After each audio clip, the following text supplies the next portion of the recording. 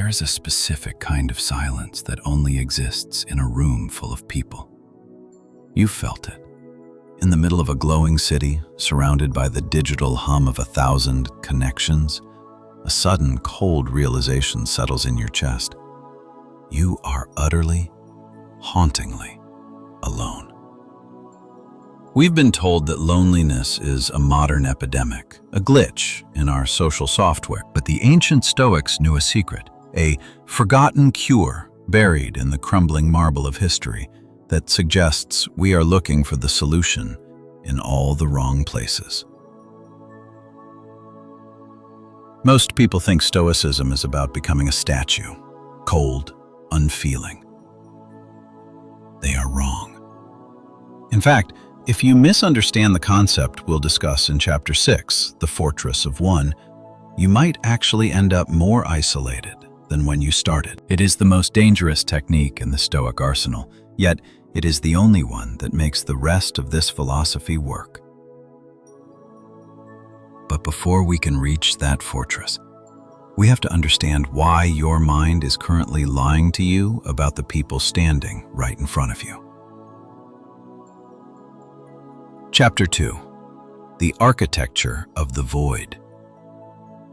Imagine Marcus Aurelius, the emperor of Rome, writing in his journal by candlelight while the Germanic tribes howled outside his tent. He was the most powerful man on earth, surrounded by advisors, soldiers, and servants. Yet, his meditations are the writings of a man who felt the profound weight of being a stranger in his own empire. He realized that loneliness isn't the absence of people. It is the presence of an unmet expectation. We feel lonely because we demand that the world see us, yet we haven't even looked at ourselves. We treat other people like mirrors, hoping they'll reflect a version of us that feels worthy. When the mirror is cracked, or when the crowd looks away, we shatter. But what if you stopped needing the mirror entirely? What if the void isn't something to be filled, but something to be built upon? If we change the way we perceive the crowd loses its power to hurt us. But this leads to a much darker realization. If the crowd doesn't define us, then who actually does? Chapter 3. The Dichotomy of the Shadow. Epictetus, a slave turned philosopher, taught that our primary misery stems from a simple error: trying to control the uncontrollable. You cannot control if someone likes you. You cannot control if your friends invite you to dinner. You cannot control the vibe of a crowded room. When you base your happiness on these things, you are essentially handing the keys to your mental sanctum to a group of strangers who aren't even thinking about you. The Stoic dichotomy of control suggests that your loneliness is a choice, not because you chose to be alone, but because you chose to value the opinions of those outside your skin. Most people hear this and think, so I should just stop caring about everyone?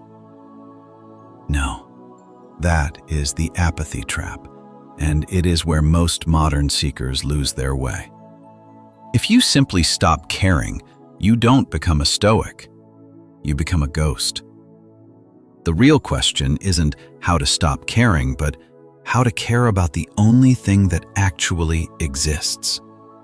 But once you strip away the need for external validation, you're left in a terrifying silence.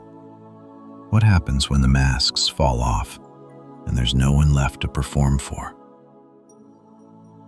Chapter 4. The Sanctum of the Mind. In the dark academia of the soul, we find the inner citadel. This is the Stoic belief that your mind is a walled garden. The world can be in flames, the crowd can be screaming, but inside the garden, there is a profound, unshakable peace. Seneca wrote that a man is as wretched as he convinces himself he is. Loneliness is merely the dust of the world settling in your garden. To fix it, You don't go outside to find a gardener. You pick up the broom yourself. You begin to realize that aloneness is a physical state, while loneliness is a moral judgment you've placed upon it. Here is the insider secret. The Stoics didn't conquer loneliness by finding better friends. They conquered it by becoming their own best company. They turned their solitude into a laboratory of the self. But there is a final hurdle. Even if you love your own company, we are still social animals. How do you live in a world of mortals, knowing that every connection you make is destined to end? Chapter 5. The Funeral in the Ballroom. Memento mori. Remember that you must die. It sounds morbid, perhaps even cruel, but to the Stoic, this is the ultimate social lubricant. When you look at the person across from you, the one you feel disconnected from, and you realize that both of you are walking corpses, the petty walls of social anxiety crumble. Why feel lonely in a crowd when you realize everyone in that crowd is fighting the same losing battle against time? Death makes us equals. It turns the crowd into a brotherhood of the fleeting. You stop asking, do they like me, and start asking, am I being virtuous in this moment before we both vanish? This shift in perspective is what turns a cold room into a sacred space. But even this realization is incomplete. It is merely the preparation for the most misunderstood, most dangerous pillar of Stoic social theory, the one I warned you about at the start. Chapter 6. The Fortress of One. We have arrived at the final gate, the concept of oikeiosis. This is the most misunderstood point in philosophy. People think Stoicism is about isolation. In reality, it is about self-ownership that leads to universal belonging. The Fortress of One isn't a place where you lock others out. It is a place where you become so secure in your own soul that you no longer need anything from the world.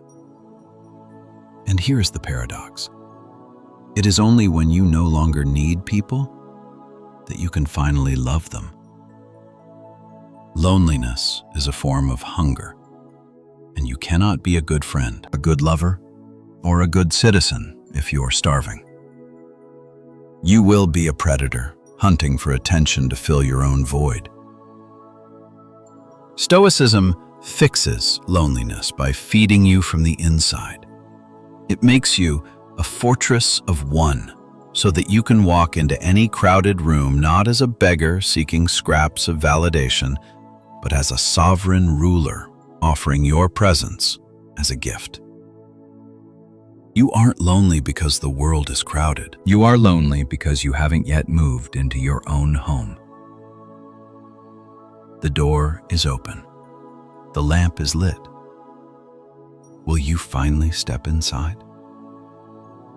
Tell me in the comments, have you ever felt that specific silence of being alone in a crowd?